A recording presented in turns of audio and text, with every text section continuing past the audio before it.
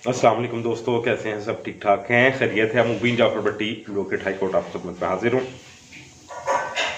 नून league के दोस्तों से आज ख़ास तौर पे मैं मुखातिब हूँ अपने मुख्तलिफ पेजेस के ऊपर।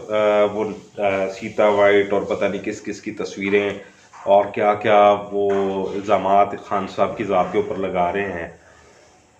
मैं आपको आज जो बात करने जा रहा हूँ वो सारा कुछ रिकॉर्ड का हिस्सा है। जो वीडियोस मैं बनाता हूँ, जो मेरी रिसर्च होती है, मेरे कॉलम बेस्ड होते हैं, उन सब का जो निचोड़ होता है वो मैं आपको वीडियोस में बताता हूँ। आज की जो बात है वो आपने गौर से सुननी है कि कौन कहाँ, किसका कैलिपर क्या है और कौन कहाँ खड़ा है। आप लोग ये समझते हैं कि वो नवाज शरीफ जो है वो एक बहुत ही शरीफ वो नफ्स आदमी है और उसका कोई इस तरह का कभी कोई स्कैंडल नहीं बना।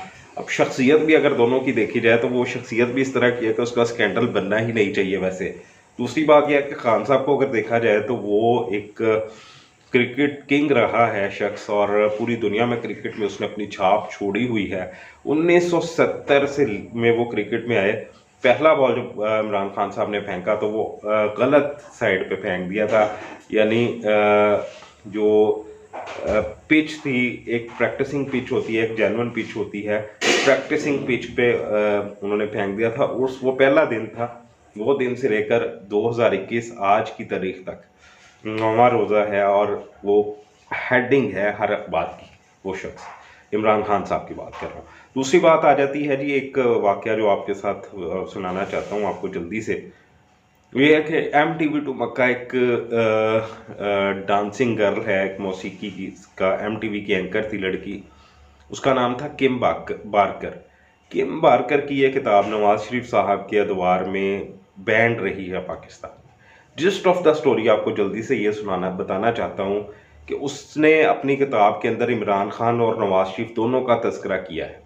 अब वो सबसे पहले मैं आपको इमरान खान साहब के साथ उसका जो इंटरेक्शन रहा वो क्या था, और नवाज शरीफ के साथ जो इंटरेक्शन रहा वो क्या है, वो उस किताब में लिखा हुआ है, ये मैं नहीं कह रहा। MTV टू मक्का ये किताब का नाम है, ये आप देख सकते हैं। चूंकि वो MTV की एंकर थी और आगे मक्का की कहानी क्या है वो आपको मुख्तसरन वीडियो में मुख्तसरन अल्फाज में मैं बताता हूँ।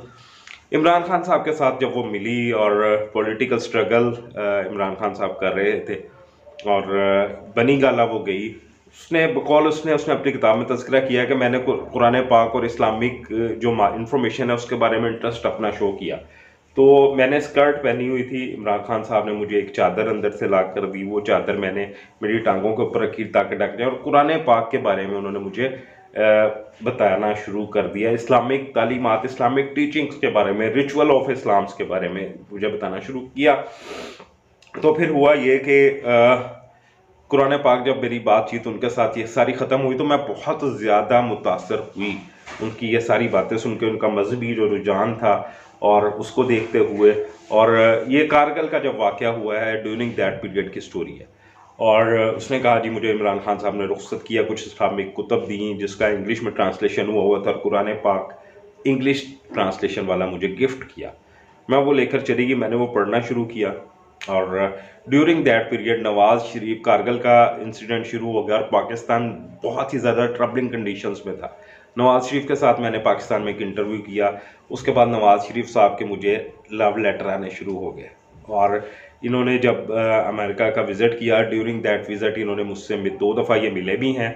नवाज शरीफ मुझसे मिले हैं और उन्होंने मुझे एक लेटर में प्रपोज़ किया जिसका मैंने कोई जवाब नहीं दिया। उसके बाद दूसरी जब मेरी इनके साथ इंटरेक्शन था, मीटिंग थी, जो उन्होंने टाइम मुझसे लिया था, उसमें उन्होंने मुझे एक कीमती आईपोड जो होता है वो गिफ्ट किया मुझे।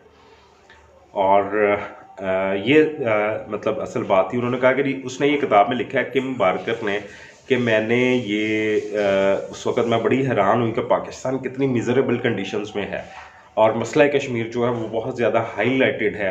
और ये जो पाकिस्तान का वज़ीर आज़म है, प्राइम मिनिस्टर ऑफ पाकिस्तान है, ये शख्स मुझे प्रपोज कर रहा है। और उसने ये भी अपने किताब के अल्फाज हैं, इसने मुझसे कहा कि would you like to be my girlfriend, क्या तुम ये पसंद करोगी कि तुम मेरी गर्लफ्रेंड बन जाओ।